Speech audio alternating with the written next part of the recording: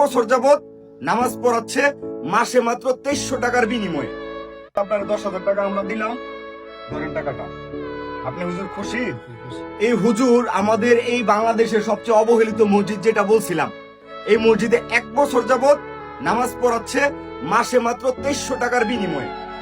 আজকালকের যুগে এমন মানুষ আছে যে 2300 টাকার বিনিময়ে 5 ওয়াক্ত নামাজ পড়াবে? আছে কোনো মসজিদে? নাই। তাহলে এই হুজুরের মন থেকে ভালোবাসা জানাই, হুজুরের টাকা দিয়ে কেনা যাবে না, এটার প্রমাণ। হুজুর এটা হচ্ছে আপনার 10,000 টাকা আমরা দিলাম, ধরেন টাকাটা। আপনি হুজুর খুশি? ইনশাল্লাহ আপনার জন্য আমরা ভবিষ্যতে আরো ভালো কিছু করবো, এবং এই টাকাটাও আপনারাই দিচ্ছেন, আপনাদের টাকা। এটা কিন্তু আমার টাকা না। হুজুর এটা যে দিছি ভাই, আপনি তো কেশিয়ার, আপনার কোনো আপত্তি আছে? কাকা আপনার কোনো আপত্তি আছে? হুজুর কি টাকাটা পাওনা না? অবশ্যই না। হুজুর এই মসজিদে 1 বছর যাবত 12 মাসে যদি আপনাদের কাছ থেকে 4,000 টাকা কইরাও নিত, তাহলে 4 12 48,000 টাকা।